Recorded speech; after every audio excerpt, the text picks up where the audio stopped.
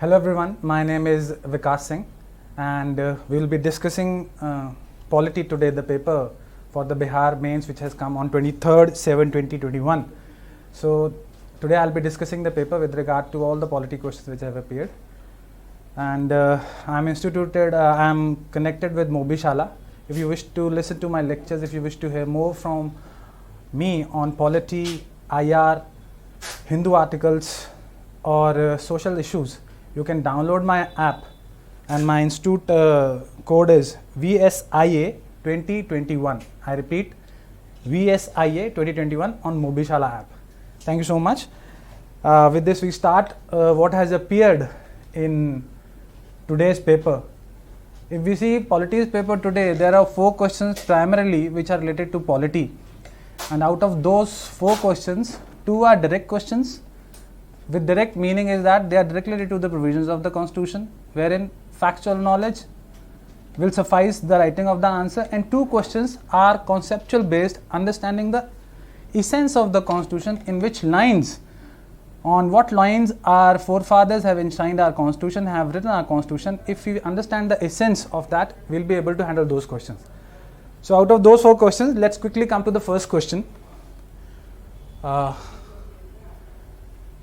If we see the question here, the question is, the role of the president in India is like an old man in family who has all the authorities. However, he cannot do anything effective if the naughty young members of the family do not listen to him. Evaluate. The word used here is evaluate. We have to evaluate, meaning hereby that we have to assess the question in the light of this very statement. The statement here is saying that president is an old man. That means he is not effective like an old man of the family. He is not effective, and if he does anything, if any young member of the family does anything, then he has no authority over it. Basically, they are talking that president has all the powers, but as he is being a nominal head in our scheme of constitution, then whatever is done in his name is non-effective if any member who actually works in the constitution scheme of things, that is the Prime Minister or the Council of Ministers, so they are responsible, and Prime Minister, presidents, even if all the work in the constitution is done by in the name of the president, that becomes ineffective. So let's quickly go to what exactly they are saying. Actually, they are stating that with respect to the powers of the president, what are the powers of the president and how he exercises them. This is basically what you have to write. This is directly a factual based question which you have to write. Now quickly, in the intro,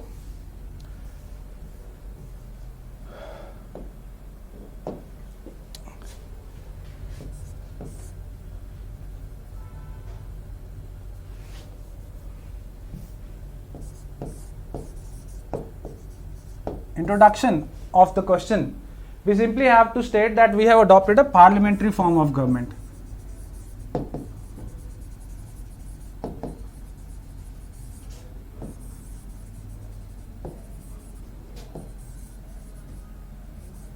You will start your answer by stating that we have adopted a parliamentary form of government, wherein the role of the president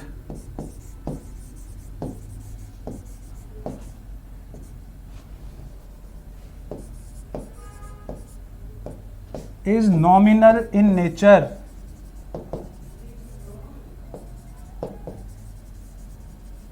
That is to state that the president in our constitutional scheme of things has only nominal role to play. He is simply a rubber stamp. We see all these things written in various books that president is only a rubber stamp. Actual work, actual function in the parliamentary democracy is done by the Prime Minister and the Council of Ministers only. So we have to, in introduction, we have to state that he is a nominal head of the state, and you have to mention Article 75 subclause 3, wherein responsibility, we have adopted a responsible government, and Council of Ministers is responsible to the House of People, not to the president. This is our introduction. After introduction, we have to see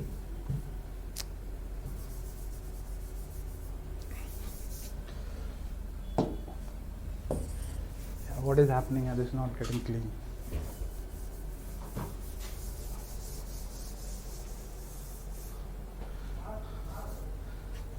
Then you will come to the main body of the question. Main body herein is that Constitution, under our constitutional scheme of things, President exercises various powers. You can write in one paragraph only, you need not to write it separately. You write various powers of the President. So if we say Article 53, the executive power,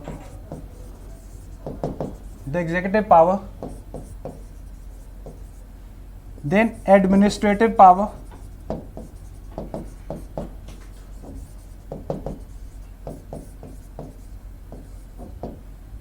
then we have here President also exercises diplomatic powers. Similarly, President exercises military powers, President exercises judicial and emergency powers as well as discretionary powers.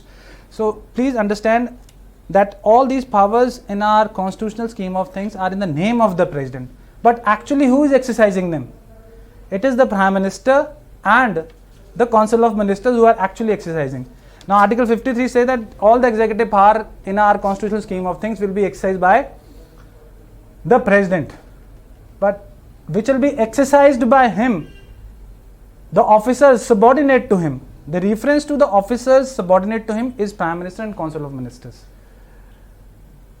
Although the power in under 53 executive power rests with the President, but he is not effectively exercising them. Similarly, military powers also, President is considered to be the supreme head of the all the military forces, supreme commander of the military forces. That is why on Republic Day it is the President who takes the guard of the salute on the Republic Day parade, not the Prime Minister. Because who is supreme? Ultimately it is supreme the President, not the Prime Minister. Diplomatic powers, all the treaties are exercised or created or conducted or made in the name of the President only. Then judicial powers, President also has the power under Article 72. Mention the articles wherein possible for you. Article 72, pardoning power of the President, wherein the President commutes the sentence, reprieve, respect and pardon various criminals. So there are so many powers which are exercised by the President. But here comes the twist, and this is the gist of the whole answer. Article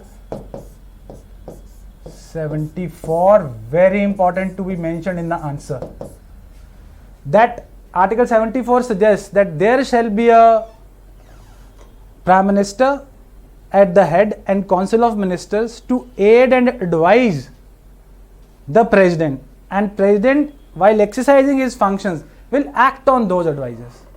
So although all these powers right from Article 53, Article 72, pardoning power, diplomatic powers, ordinance making power, that is legislative power, Article 1, 2, 3, all these powers are there with the President, but they are only exercised by him on the aid and advice of the Prime Minister and the Council of Ministers. So it is directly coming in line of the statement that although President is having all the powers, but if a young member of the family, if Council of Ministers or member of the Parliament having a different opinion from that of the President, then President, despite having all the powers, could not do anything.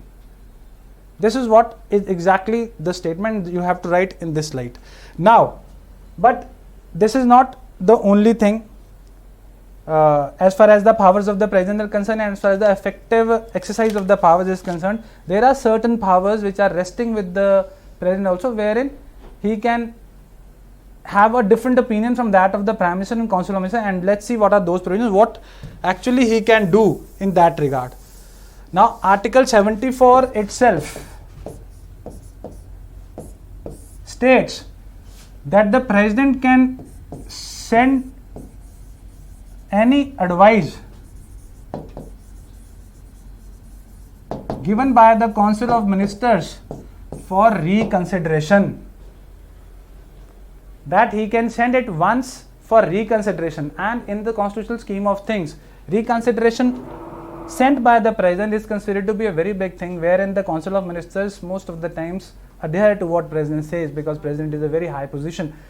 But even after resending or reconsidering, if the Council of Ministers feels that what advice they have given to the president earlier, that only has to be exercised, that will be promulgated, that will be prevailing, and not the reconsidered view of the president. So this much he can do, veto power. Secondly, there's a provision, we all know that any bill will become a law after the assent of the president. So when the assent is given, when the president has to give the assent to a bill, certain things wherein he can stop, or he could wait or could keep a bill for an uncertain time without giving his assent and can stop it from becoming an act, is pocket veto.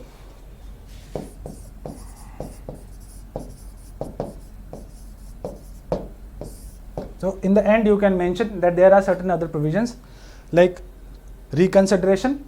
President can send it for reconsideration. President can also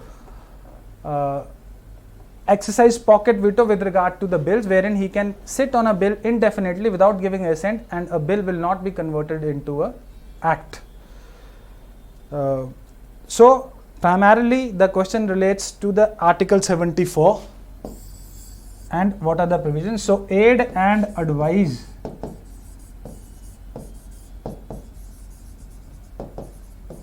of Council of Ministers and Prime Minister is of prime importance, that any work which is done by the president, although everything is done in our constitutional scheme of things in the name of the president, but it is actually being exercised by the Prime Minister and the Council of Ministers.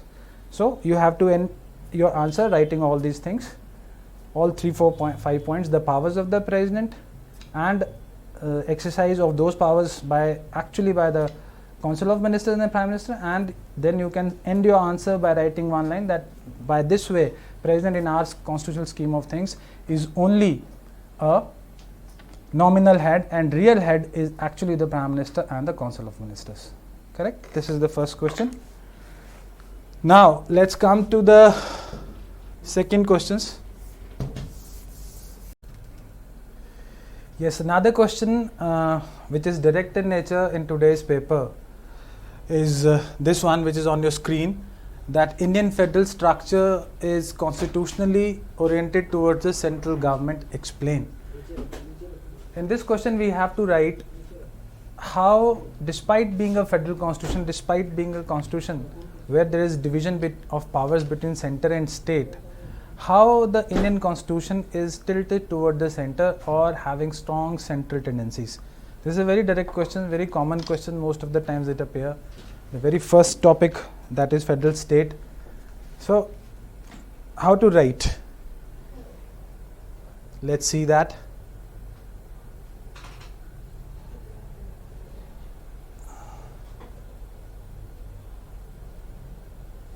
Here.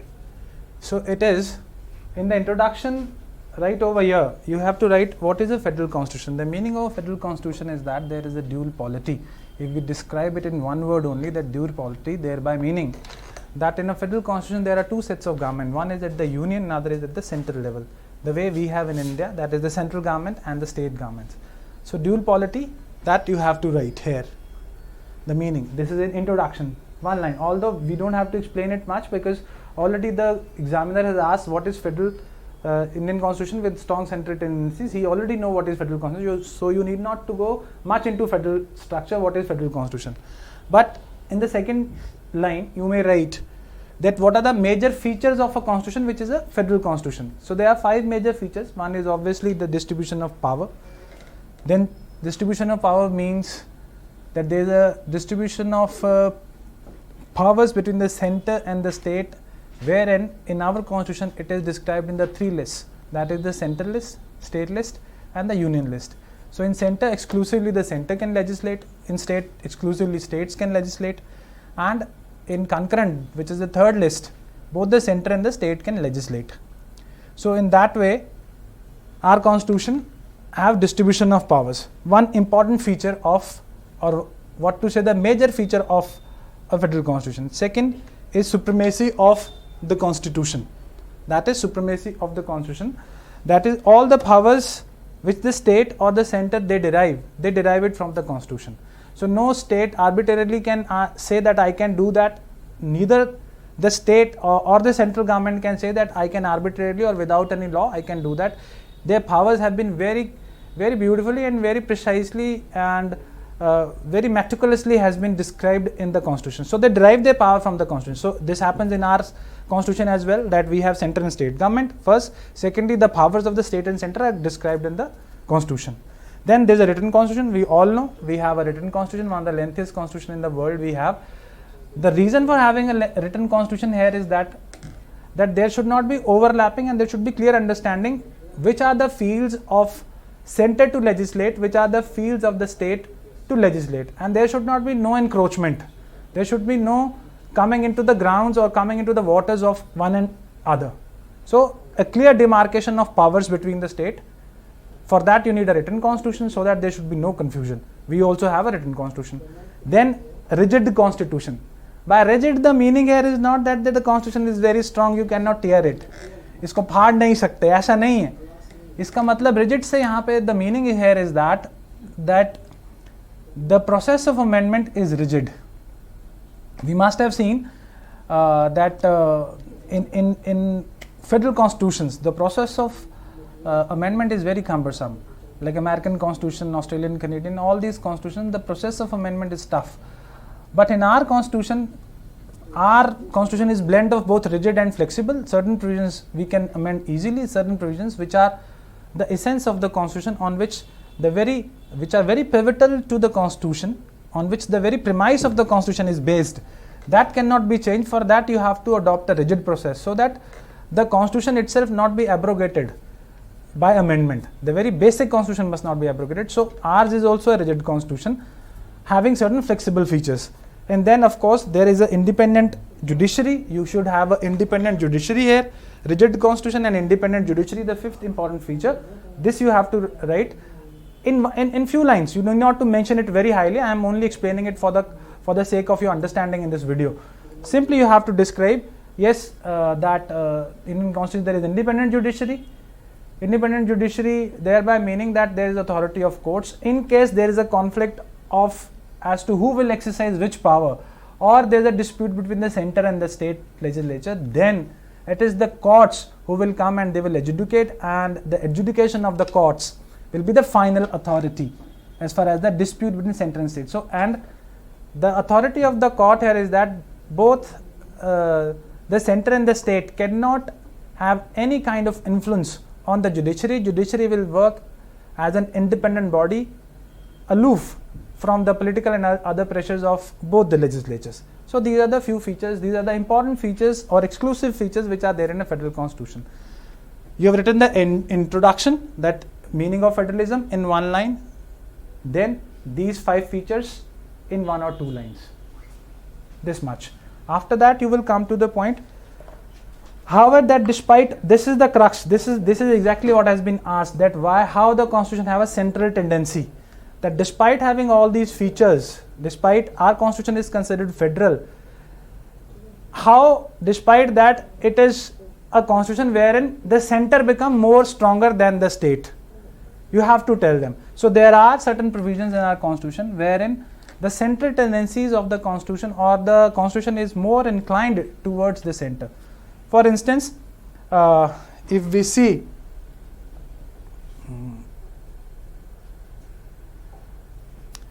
here, the very first point which you have to mention is that states have not their own constitution. In a federal constitution, generally, the states also have their own constitution and center has their own constitution. So we have one constitution which is central for all the states as well as for the central government. So if we go to a federal state or a federal constitution led state like America, in America states also have, states also have their own constitution, and United States of America have its own constitution. But in our constitution, in our polity, in our political system, we have only one constitution, and that is both for center and for state. So the tendency is going toward the center, one constitution.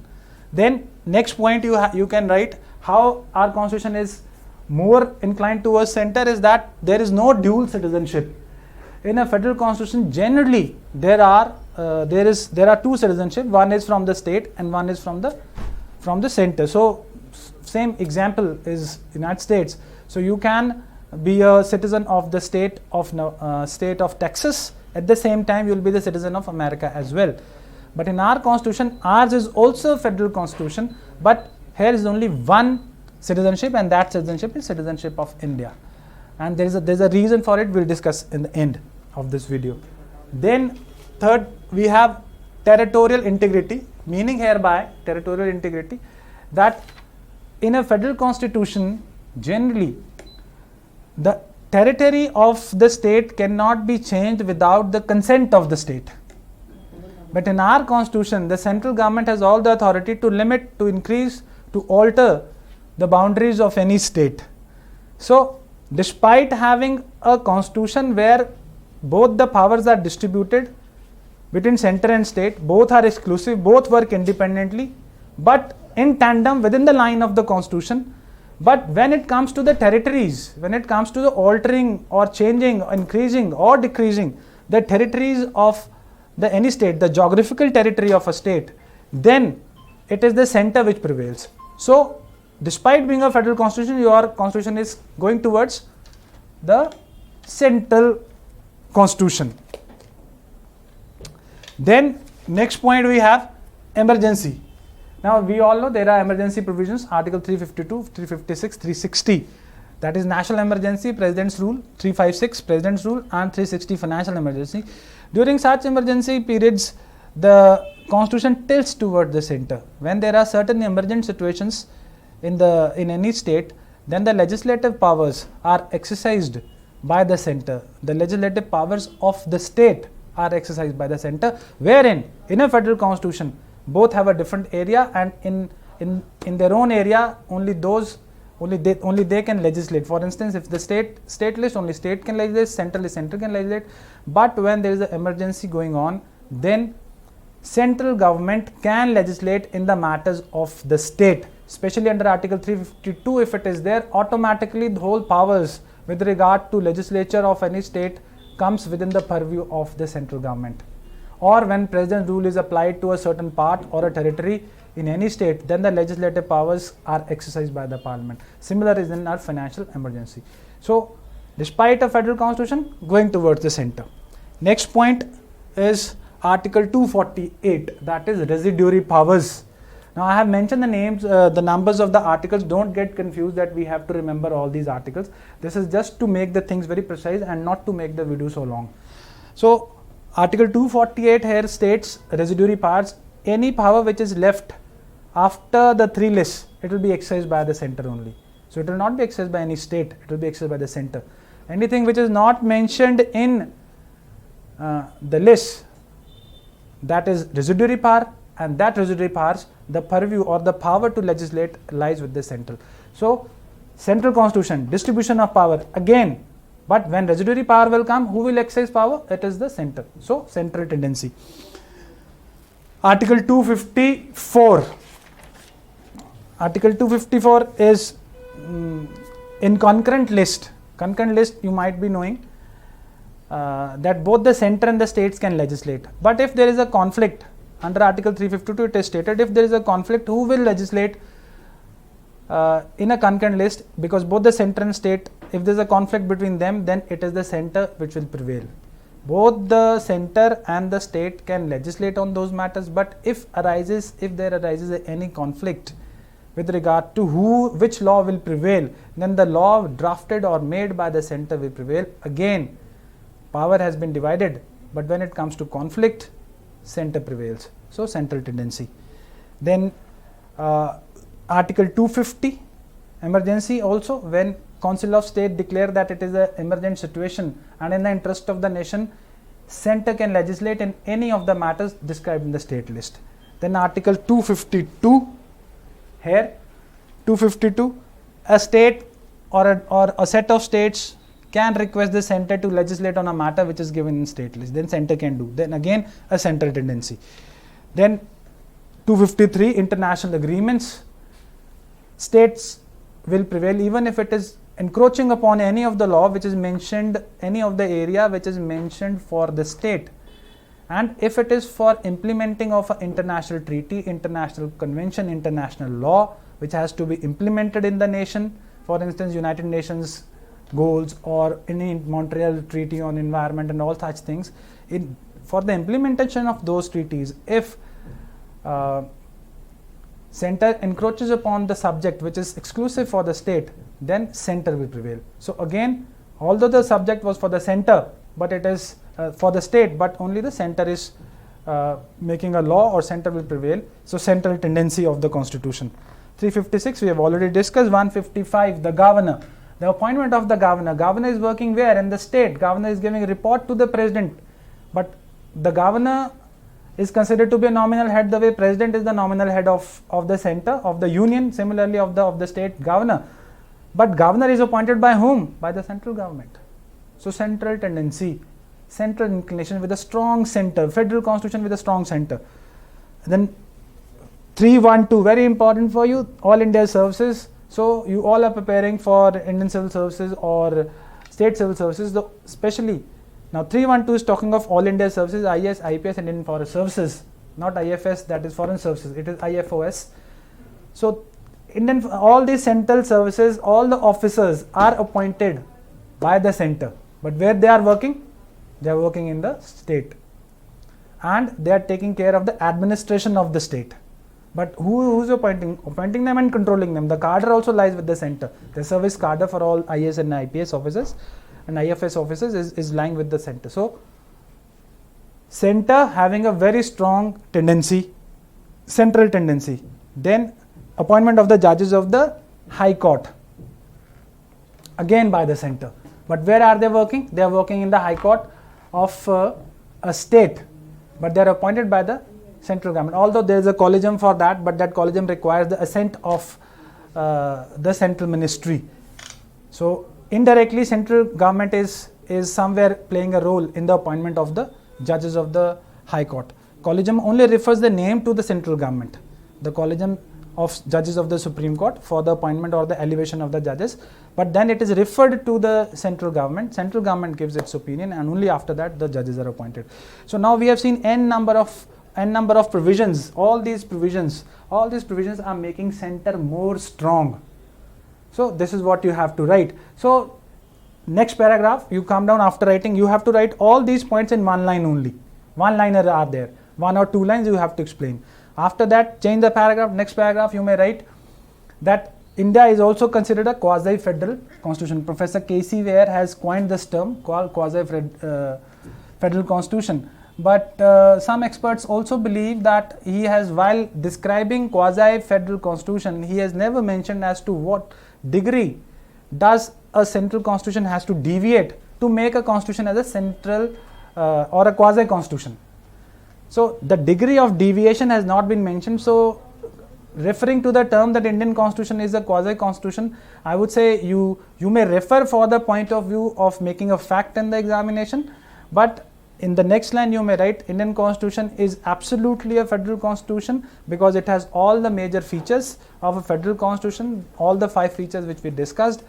Despite that, in certain situations our constitution act having a more strong center, and the reason for that strong center is that India is culturally very vivid, very vivid people we have, geography is very vivid, culture, traditions are very vivid.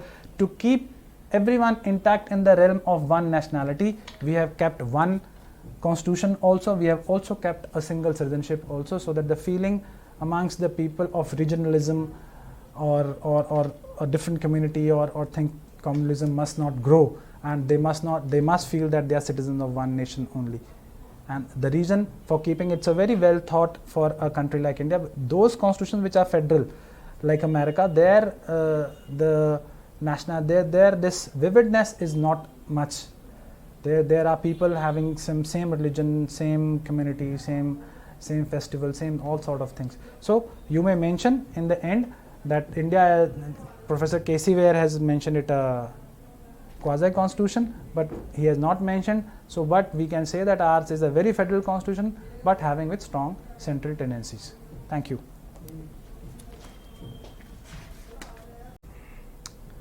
Okay, the another question which has appeared in today's paper is on your screen.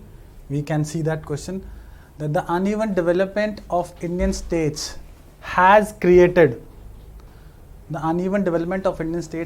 many socio-economic and political problems. This is a statement, and that is saying critically analyze the state. It has created statement with special reference to Bihar. Critically analyze this statement. Probably the question is not written properly here. Basically it is stating, I read it from the question paper itself. The uneven development of Indian states has created many socio-economic and political problems. Critically analyze the statement with special reference to Bihar. Now it is a question which is not given in any book. It is a question which you have to learn, which you have to understand, and then you can frame an answer for such a question. And for this you need to know the very objectives and the very essence in which our constitution has been drafted. What exactly you wish to know. At the same time you should also be aware of the social events and political events which are happening. Naturally, as it has appeared in Polity's paper, you have to connect it to the polity as well. Now this is a conceptual question. Basically in this question we have to analyze critically. The word here is critically.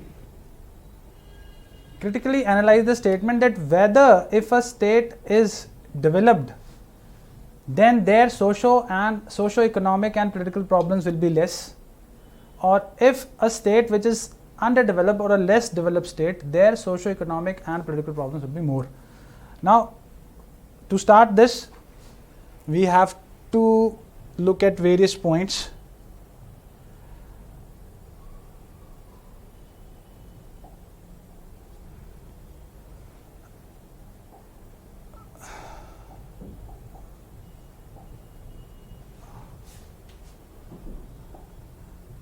Yes, in the context of Bihar, this we have to see.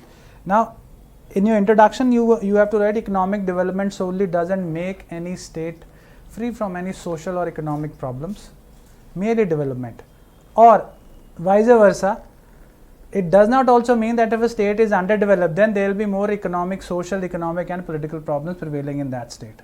You can substitute it with or substantiate it with an example. That state of Haryana or the state of Punjab are considered to be developed states in our nation, and their GDP is also quite high as compared to that of Bihar.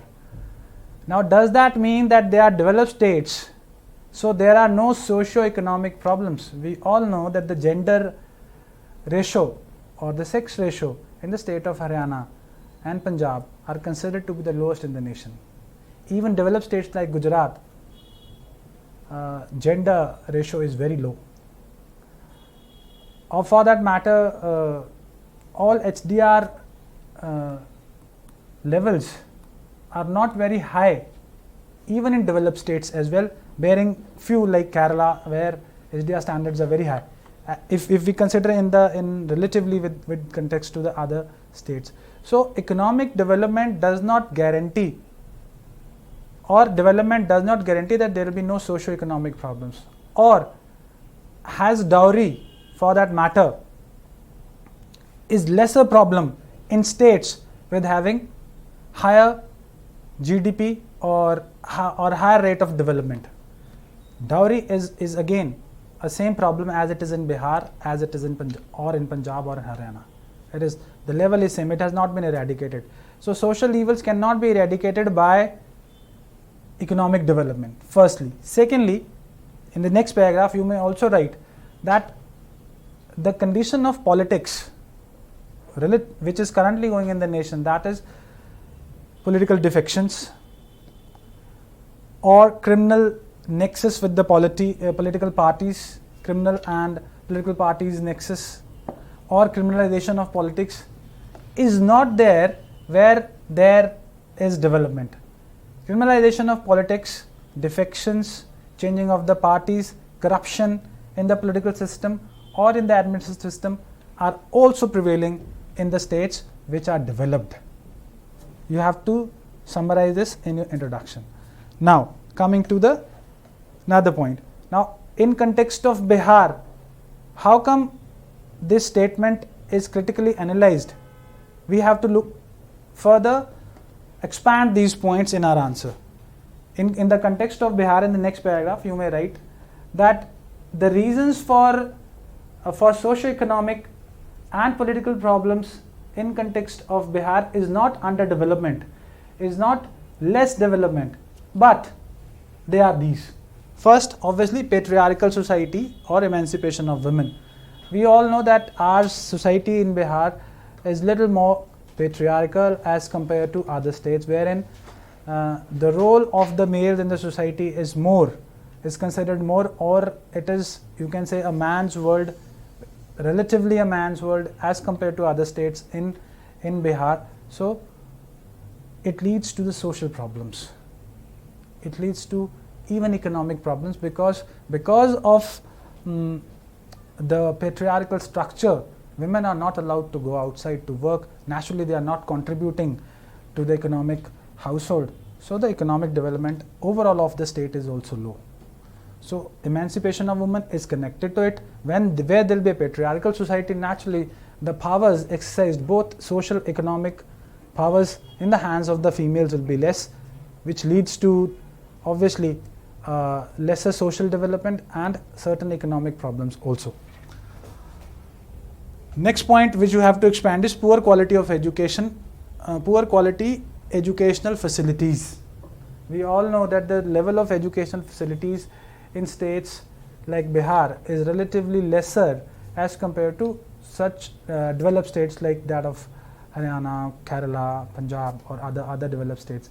Lesser proper and educational higher educational facilities. When you will not develop the HDR of your state, when you not develop the human resource of your state, it will naturally lead to lesser economic development, and dependence will be more upon the primary sector than of the secondary sector. So it does not mean that if it is a developed state, had the GDP of Bihar is much higher than that of Haryana and that of Punjab or any other developed state for that matter, Bihar would be a socio-economic evil-free state. No, it will not be. If the society will be patriarchal, if the women will not work, if there will be no educational facilities for the people, then naturally state will go into economic distress, socio-economic problems will arise, more poverty will be more, hunger will be more. So all these things will increase. Then corruption, we all know it is a rampant problem in our nation, not only in Bihar. So corruption obviously high. Why corruption is high? A reason for that is obviously you can write that when there is a fight for survival, then naturally people look for avenues where they could make easy money, and easy money, naturally corruption creeps into the system. And with this, I do not want to say we should not write that there is no corruption in other states, but yes, of course, level of corruption is a little higher as compared to other states. Administrative and political will. And when there is poverty, when there is hunger, when there is patriarchal society, when there is lack of educational facilities, and there is no income generation, then the obvious way to look at wielding the power in that very particular territory or geographical area, people's mind is more tilted towards getting into administration and into politics. And when the state is economically drained and people who join administrative or political structures, so due to corruption and other factors which are prevalent, the will to improve all the indices like health, education and emancipation of women decreases considerably, because nobody wishes to go away nobody wishes to allow the power to go away from him, because there are socio-economic and underdevelopment in the state. So those who are at higher positions or those who are at privileged positions will never leave their places to allow others to come in and to stay at those places. They lack in administrative will, they lack in political will to improve various indices wherein the overall development of the state will go on, which will naturally increase the development as well as the HDR indices. Then dependence on primary sector. as there is lack of, we all know that there is, next point is obviously migration for that matter. Dependence on primary sector increases more when there is lack of industrialization, lack of employment generation, lack of educational facilities there. So people in those states tend to go to other states to read and for work. This increase, those who stay back, their dependence on the primary sector increases, and naturally when you are in the primary sector, your income levels are low, so economic level is low, social level naturally comes down, and those who are in political position wishes to stay at political positions only, so that they enjoy the best in the state. That increases the political unrest in the state as well. Migration is another factor. After that we have migration here, which is here.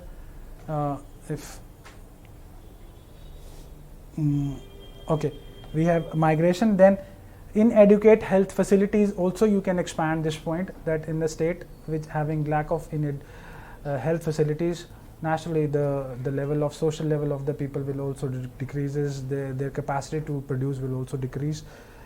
All these factors, after expanding all these 6-7 points, then you come to the next paragraph wherein you write all these things will lead to the struggle for survival, which will enhances the socio-economic crisis in the state, and it also leads to the fact that the common mindset of the people grows to stay at a privileged position, whether in administration or in politics, to enjoy the best or for their survival at the highest level. So, and when they have to stay over there, naturally there is a tussle between the powers, and that leads to the political decline in political, I would say, turpitude, political moral turpitude. It leads to political moral turpitude, and then naturally it leads to political crisis.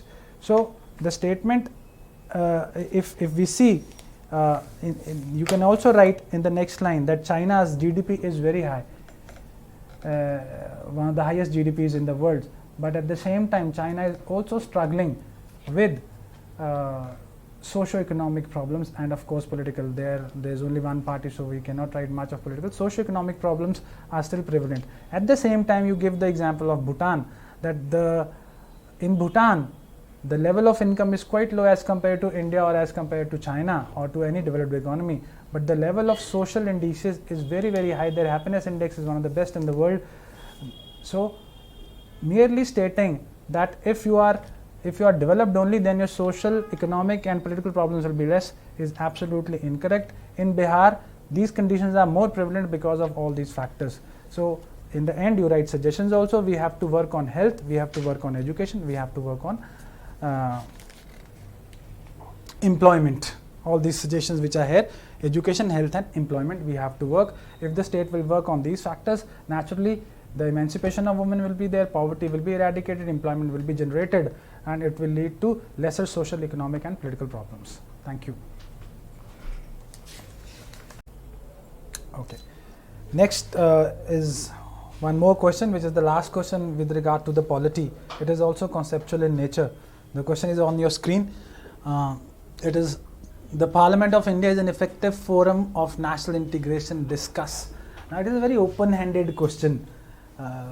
You have to write anything with regard to which is with the scheme of the constitution, which makes which actually substantiates the statement that Parliament is a forum of national integration. Now we have to start introduction. Obviously Parliament includes the President and the two houses. So two houses being Rajya Sabha and Lok Sabha. And in Lok Sabha, how integration is there, that direct election is there. First point is direct election. So the people's choice is exercised. People are directly sending people their representative to the Parliament to discuss matters of national importance, and representation of all the classes, SCs, STs, women, minorities, everyone is exercising. So you may add this also in that point. And of course in Lok Sabha it is the nomination of two Anglo-Indians also, which is not there at this stage, but generally it is the provision for the. So basically you have to write that direct elections in Lok Sabha, one house, Lok Sabha which is a popular house, representation of all the people itself is a forum of integration. Itself it provides integration, that people from various backgrounds, various geographical, historical backgrounds, they come and discuss the matter at one platform, that is called Lok Sabha, or for that matter Parliament.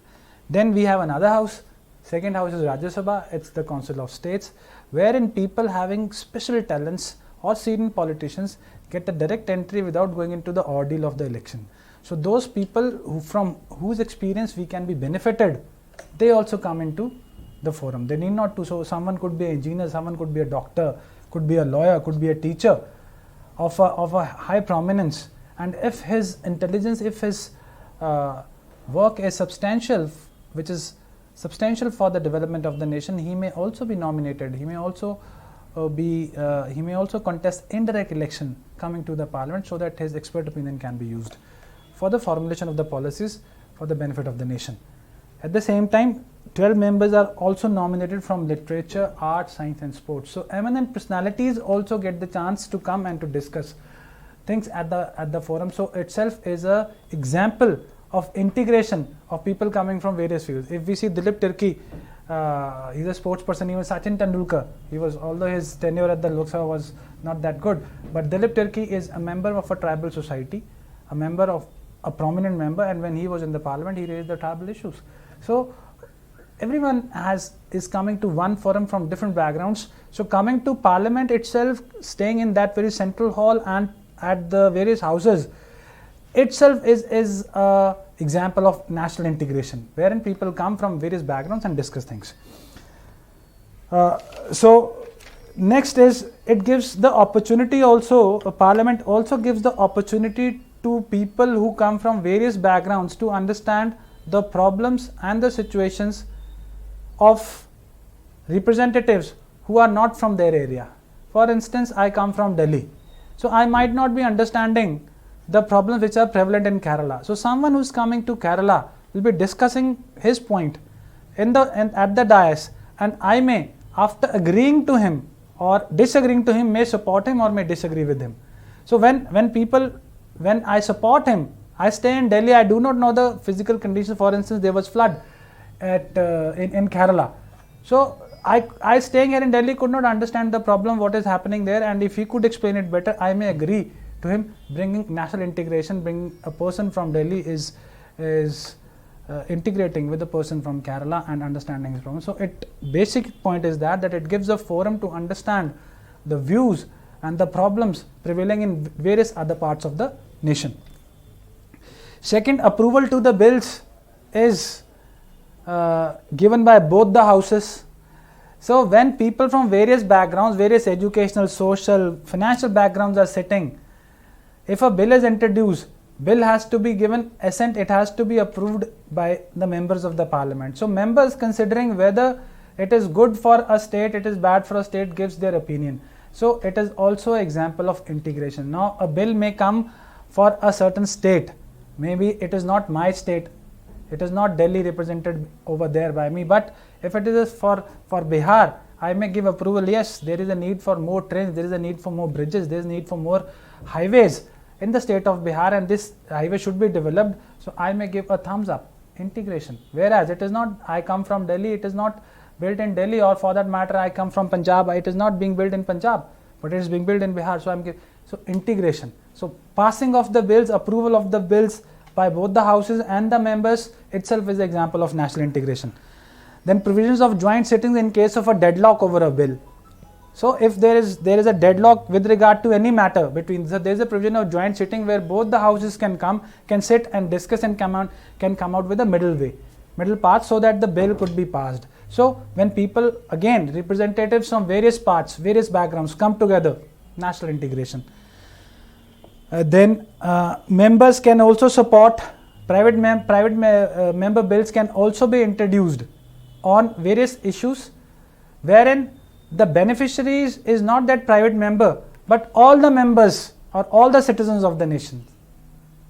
So a bill introduced by a private member may also be taken up, and it is again supported or not supported depending upon the bill by the other members of the parliament. National integration. Then discussion of a specific relief or a specific support or a specific emergent situation prevalent, discussion on that very in the house. With house, they reference to the Parliament House. Any emergent situation arising, a natural calamity, any other thing which is of emergent attention, members from all the various parts of the nation with various backgrounds come and discuss and come up with a solution. So everyone is participating, everyone's views is taken into. When you take everyone's views and everyone has the privilege of speaking and expressing himself, itself brings national integration. And they, members of the parliament, are the representatives of the people. So if we look in the larger picture, it is the integration of the whole nation, because members in the parliament are representing the people. Then provision with regard to the parliamentary committees. Now generally we all know what we see, how parliamentary committees function. That is also one of the biggest example of national integration, because in parliamentary committees there are members across political parties. It is not that the ruling party will only be having its members in a particular committee. There are so many committees in the parliament: committee on estimate, committee on external affairs, committee home, committee on defense, committee on public assurances. There are so many committees. So public accounts committee and estimates committee considered to be one of the important, but all committees have their own value. Now in all these committees there are members across the party lines, and the chairman of the committee could be a member from any party depending upon his seniority appointed by the speaker. So if a committee on external affairs is there, for instance, the Taliban issue is very prominent these days. So Shashi Tharoor is the chairman of the committee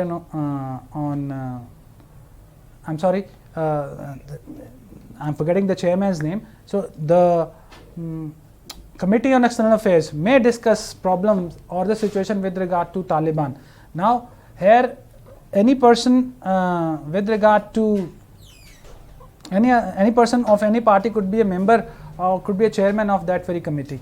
So that committee will discuss the issues. And so when members from various parties, various political parties are sitting at one dais and they are discussing the issues of national importance beyond the sessions of the House, itself is a forum of national integration.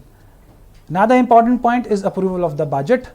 Now approval of the budget, Union Ministry represents the budget. Then the budget is approved by the state, or you can express your views which are against the presentation of the budget. It itself is an example of national integration with regard to the parliament.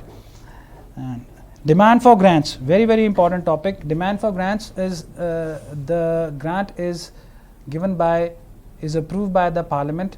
Especially the committees have this very function. The committees related to various ministries, they approve their budgetary demands of the ministry, and these budgetary demands are discussed within the members of the committee which are across the party lines. So it is not the way the parliament is conducted in the House. Committees where members from all the parties come and discuss, and then they approve the demand for grants, and after that the budget is allocated to various ministries. So this allocation of budget in demands of grants by people coming from various backgrounds and sitting beyond the House in a committee room discussing it itself is an example of national integration.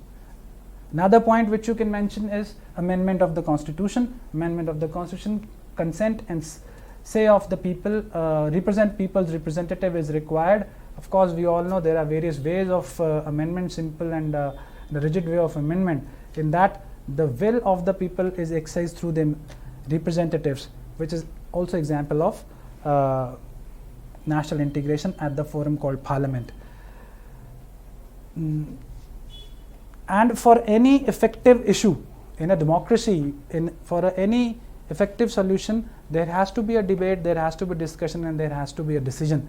So all these triple D, all these debate, discussion and decision is only taken at the highest forum in the parliament, which states that parliament is indirectly a forum for effective national integration.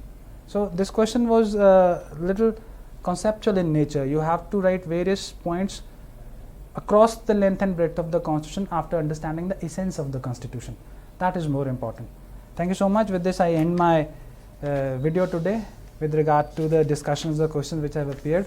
I would again say, if you wish to listen more from me, wish to read polity or law as optional, or you wish to discuss any current affairs issues with regard to international relations and articles from various newspapers, you may download Mobishaala app and can visit my code, that is VSIA 2021.